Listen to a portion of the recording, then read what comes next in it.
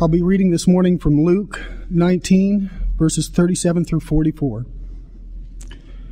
When he came near the place where the road goes down the Mount of Olives, the whole crowd of disciples began joyfully to praise God in loud voices for all the miracles they had seen.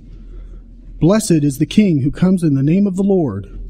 Peace in heaven and glory in the highest. Some of the Pharisees in the crowd said to Jesus, "Teacher, rebuke your disciples." "I tell you," he replied, "if they keep quiet, the stones will cry out." As he approached Jerusalem and saw the city, he wept over it and said, "If you, even you, had only known on this day what would bring you peace. But now it is hidden from your eyes. The days will come upon you when your enemies will build an embankment against you and encircle you and hem you in on every side. They will dash you to the ground, you and the children within your walls. They will not leave one stone on another, because you did not recognize the time of God's coming to you."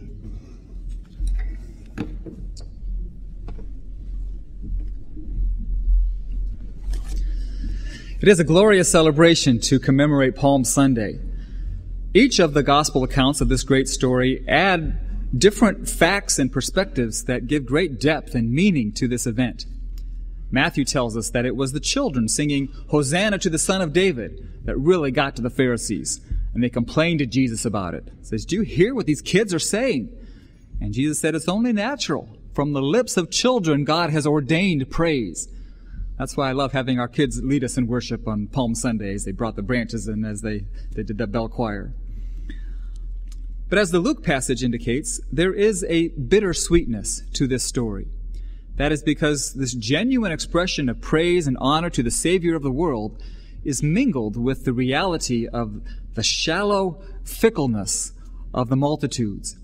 And as Jesus entered the city into Jerusalem in triumph, he still wept over the city because of what he knew what would happen to the people there, since their praise to him was only short-lived and their recognition of him was just shallow. In some ways, human beings have not changed much over the centuries. We are just as fickle and just as shallow as ever. Even in the important area of spiritual things, we all too often respond and react in superficial and self-centered ways. The advertising industry has a pretty good understanding of the human mindset. I took a course in journalism once, and I remembered learning about the different techniques that advertisers would use to try to influence consumers to buy their products. And these techniques, of course, will reflect the current trends, and they will change with the trends. But the basic approaches have been the same ever since the inception of advertising. That's because people tend to think and to respond in the similar ways they always have. And when you think about it, many of the reasons why people were first attracted to church and to Christianity are the same reasons they respond to advertising. Many books have been published recently, and seminars are being given to say that the church should be aware of this and must have more of a consumer-oriented mentality. We are told that we need to know how to sell the church or to market our church and our ministry so that people will be interested, or else they'll simply just go somewhere else. And I can't really argue with that premise, even though it sounds really distasteful. I agree that we need to be aware of what people are looking for and show them that they can find that here in our church. We need to market our church and to keep the consumer in mind when we do that. But the greatest dangers I see in this consumer-oriented push that we see in the evangelical church is that we become so concerned with pulling people in and attracting people to church that we consider ourselves successful if that is all we do. And it becomes too easy for people to base their decisions and to define their relationship with Christ according to some very shallow and superficial things, rather than learning to build their foundation of faith on the rock, on Jesus and his work on the cross.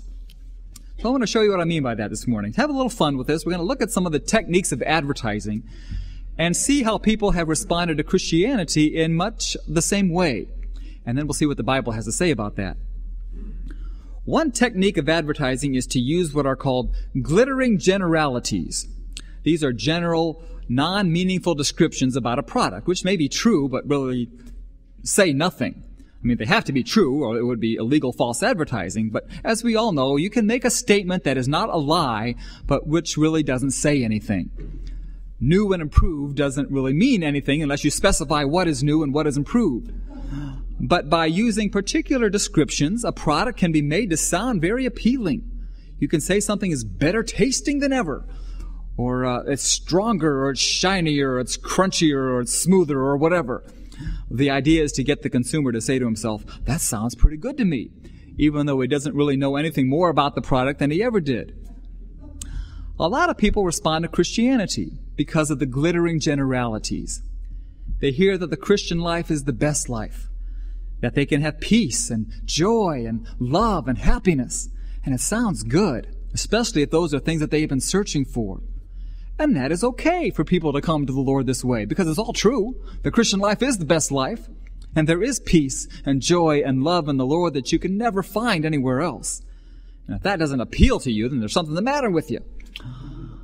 But if your faith is based on these glittering generalities, then you are in for a rude awakening when life gets hard again, and when those feelings aren't always there, and when there's hard work to be done, and when it comes down to more than just talking about things, but getting out and doing things. Nobody's happy and smiling all the time.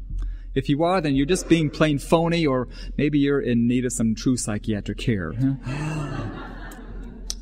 To base your faith on generalities would be like the person that James talks about in chapter 2, verse 14. When he says, "What good is it, my brothers, if a man claims to have faith but has no deeds? Can such faith save him? Suppose a brother or sister is without clothes and daily food. If one of you says to him, 'Go, I wish you well, keep warm and well fed,' but does nothing about his physical needs, what good is it? In the same way, faith by itself, if it is not accompanied by action, is dead."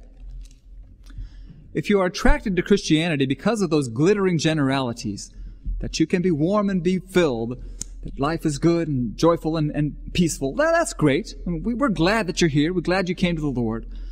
But soon we must all leave the elementary things and press on to maturity, building on the foundation of the solid rock, who is Jesus Christ, and our relationship to Him, and not on some glittering generalities that are used to describe how wonderful the Christian life is. Because face it, sometimes it's just plain hard, isn't it? Another technique of advertising is to use slogans. Advertisers will come up with a few catchy words or phrases with the hope that people will connect that slogan with their product. And it works. I mean, otherwise those words or those phrases would be nothing. But once associated with the product, then they've accomplished the goal. And so they'll use a jingle with their slogan in it, or just some catchy words that by themselves mean nothing, but I mean, you hear them and you associate with the product. Like a good neighbor. You all know it, you heard it. And it works. These catchphrases, they work. I mean, after all, who would not want to eat a cereal that's magically delicious? And we all like Frosted Flakes because we know they're great, I'm sure I can throw some that from years ago that you would still remember. Plop, plop, fizz, fizz. Okay? It's sad, isn't it? You're in good hands with... Okay, so... sometimes people respond to catchy phrases or slogans or certain terminology that we use in Christianity. Something might sound appealing or arouse curiosity and get people interested in the Christian faith. There have been many over the years. Just by the words, "Jesus saves" on a billboard can attract attention and make you wonder what that's all about. I was talking to my senior high Sunday school class this morning about the 70s when there was the Jesus movement, and there was that catchphrase, "One way." Just people hold a finger and others would know that you're a Christian and would say, "One way, there's one way to heaven." Different denominations have used evangelistic campaigns with a certain theme or a certain slogan. Southern Baptists are really good for that. They've had the "I Found It" campaign or the "Here's Hope." And our own denomination has usually a catch theme that we use every year. There are certain phrases that you might see on posters or bumper stickers that are good at summarizing our faith and attracting attention. One of my favorites is, "It's not a religion, it's a relationship." I like that. It pretty much sums it up. Or another one says, "Christians aren't perfect, just forgiven." I like that one too. Anything to get people interested in the Lord is all right with me. But again, if your faith is based on just a bunch of words or phrases or slogans, then there's not much there. Many people have learned the talk. It's easy to have life's answers on a magnet on your refrigerator or a sticker on the back of your car. It's easy to say, Hosanna, blessed is he who comes in the name of the Lord. But words only go so far. There has to be something deeper. I love the story of a guy who really wanted to witness, but all he knew were some of those Christianese slogans or the Christian language that we use, those phrases. And so we asked his friend, are you washed in the blood? His friend said, gosh, I hope not. No, I mean, are you born again? Well, I really don't believe in that reincarnation stuff. Oh, no, that's not what I'm talking about. Let's see, what else is there? Oh, I know. I'm here to tell you the good news. Oh, good news? Well, that's great. I could really use some good news. What is it? You're going to hell. See, words only go so far. And it's not that those phrases or those slogans were not accurate. They were all purely biblical and true. But words can only do so much. The final question that remains is, what does Jesus mean to you? What do you really believe about him? Matthew 7:20 puts it very plainly. It says, thus by their fruit you will recognize them. Not everyone who says to me, Lord, Lord, will enter the kingdom of heaven, but only he who does the will of my Father who is in heaven. Many will say to me on that day, Lord, Lord, did we not prophesy in your name, and in your name drive out demons and perform many miracles? Then I will tell them plainly, I never knew you. Away from me, you evildoers. Just because you know the words and you talk a good game doesn't mean you know the Lord. He will say, I don't know you if you don't know him. We don't have a relationship unless you do. Another form of advertising is the use of testimonials. This is when a celebrity or some famous person endorses a product. If a famous singer or an actor or an athlete uses a particular product, then we're all supposed to believe that that product must be pretty good, or someone so successful would certainly not be using it. I think perhaps this is one of the greatest insults to our intelligence when they do this. But however, if it was not effective, I'm sure they wouldn't do it. And I'm sure there are people out there that are determined and sure that Weight Watchers is the best way to go because Jennifer Hudson says it is. But an entirely other group of people believe that Nutrisystem is best because Marie Osmond says it is, because they're testimonials. Another type of testimonial advertising is instead of using celebrities to pump a product, they use unknown actors posing as housewives or just average, ordinary people. And in the middle of an average, ordinary conversation, they'll give a testimony about a certain product. Oh, by the way, I use Right Guard deodorant, and I think it's better than any other deodorant I've ever tried. You should try it too. Many people respond to Christianity because of testimonials. And there are also both kinds of Christian testimonials too. You will often see a famous person who also happens to be a Christian asked to speak somewhere. And so if a Miss America or a football player or somebody like that gives a testimony that's supposed to mean something special. Well, just because a person is famous for something doesn't necessarily make him or her an authority on the Christian faith, and it's kind of dangerous to put people in that position who shouldn't be there. But still, we all have to admit, it's exciting to see that someone can be successful in some area in this life and still hold on to faith in Jesus. And it's a great way to get the gospel out there to people who wouldn't hear it from anybody else. And besides, when you have Ray Lewis telling you, I play football for God, who's going to argue with him, But the most effective testimonial comes from the average person to the average person, co-worker to co-worker, neighbor to neighbor, friend to friend, one family member to another, one parent to another. And when the opportunity arises to share what Jesus means to you and what he's done for you, that's when curiosity is aroused, and that's when questions are asked and answered. And that's when seeds are planted and harvested. We should all have a testimony for the Lord. It's a powerful tool of evangelism. Most of us can think of someone who has affected our Christian lives by the testimony that they have. And God truly uses the testimony of an individual person to bring new believers unto himself. But my point for this morning is that there must come a time when we no longer base our faith on what someone else has said, or on someone else's Christian example, no matter how good it might be, or on someone else's Christian experience, but rather to base our faith on the claims of Christ himself. If we don't do that, then we have no real foundation. And when we see the occasional hypocrisy, even in the strongest of Christians, and sooner or later you will see it, then it's disillusioning. And weak foundations can come crumbling down when people let us down.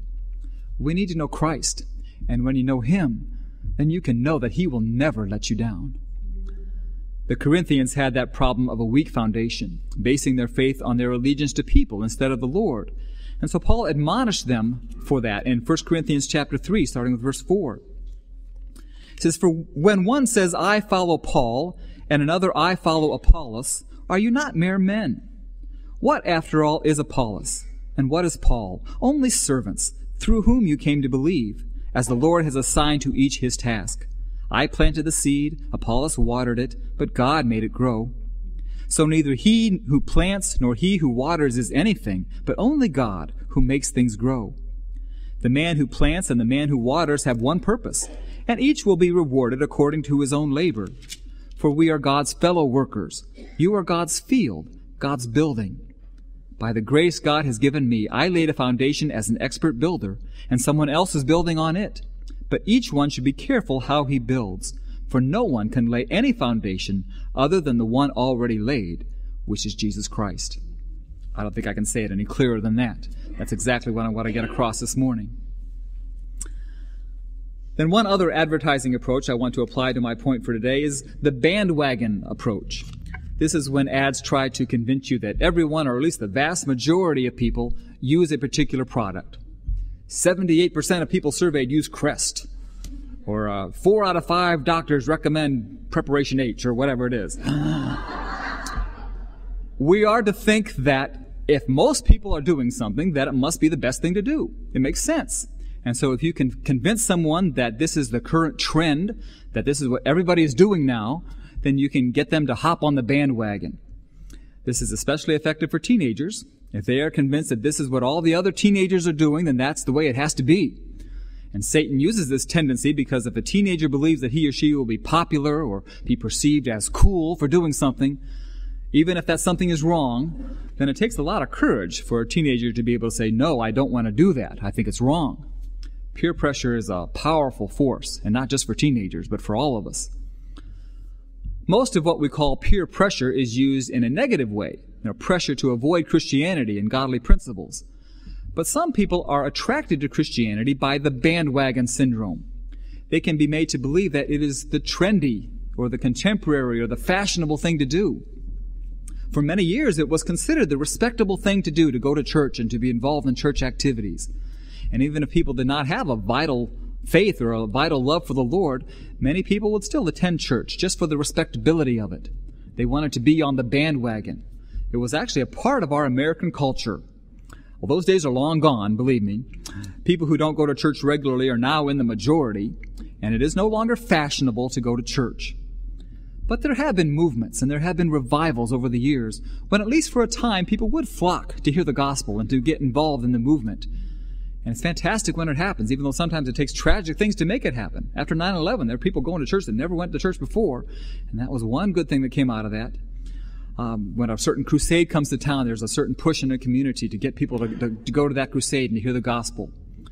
Promise Keepers comes to mind as a tremendous movement of God that literally affected millions of men's lives and their families. They were won to the Lord, and Christian men made new commitments to their marriages and to their families and to their churches. And lives were truly changed. And the media did all that they could to mock it and to ridicule it, but they couldn't stop it because many were jumping on that bandwagon. And I believe that movements like those are crucial for the spiritual awakening and the renewal in our land that we so desperately need.